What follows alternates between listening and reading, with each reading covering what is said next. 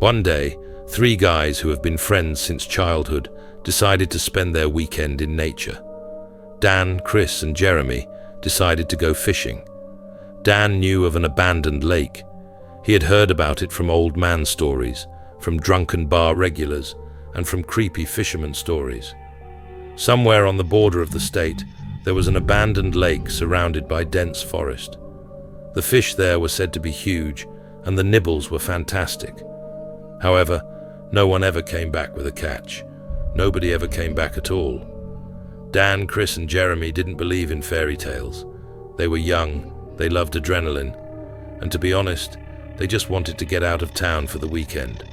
They prepared for the trip, taking a tent, fishing rods, and other gear. On the way, they stopped at a supermarket and bought drinks and groceries for 2 days.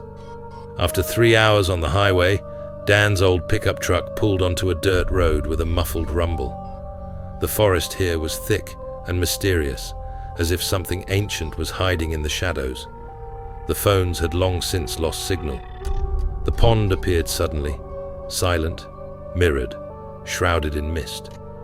There was something unnatural about it, too right. No ripples, no wind, just an ominous silence. They set up camp at the water's edge and got their gear. The day passed smoothly, but for some reason the fish were not catching. Only once did the line tauten sharply, but when Dan pulled the rod toward him, but the line broke. Only a huge dark shadow flickered in the depths. The evening was warm. The moon was high, the water glistening in its cold light. Chris was the first to notice it. "Did you see it?" he whispered. In the water, 5 meters from the shore, someone was moving. A figure, feminine, flowing, with long hair that spread out in waves across the surface. "This, a girl?" Jeremy exclaimed. She turned her head, a pretty face, brown eyes, and a beautiful smile. And she sang out. The sound was mesmerizing, penetrating to the very depths of consciousness. Chris took a step forward, as if in a trance. Dan grabbed his arm. "What are you doing, man?" he shouted.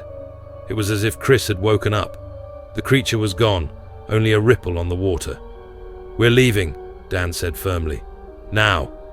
However, the pickup wouldn't start. The battery was fine, no gasoline leaking out. It seemed the car was just dead. Night had fallen on the camp. The fire crackled, but seemed weak, as if it lacked the strength to dispel the darkness.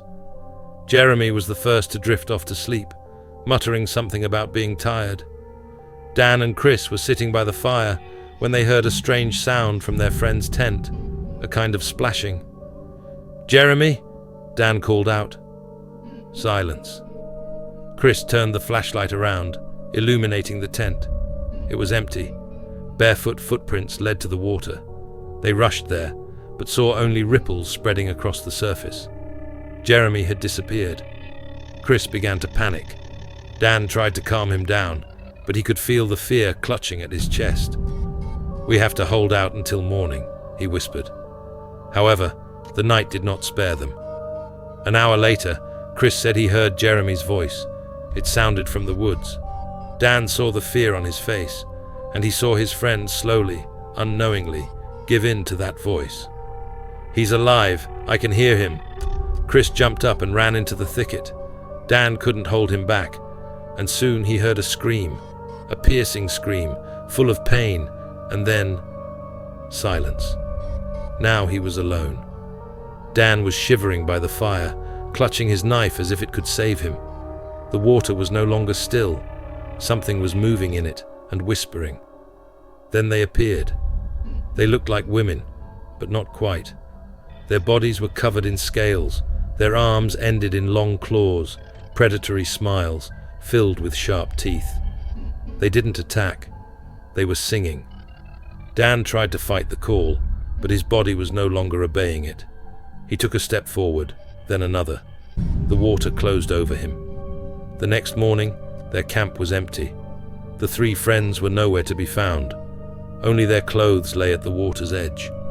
The pond was quiet again, and the sun reflected carelessly in its dark surface. And if you listened closely, you could hear someone singing.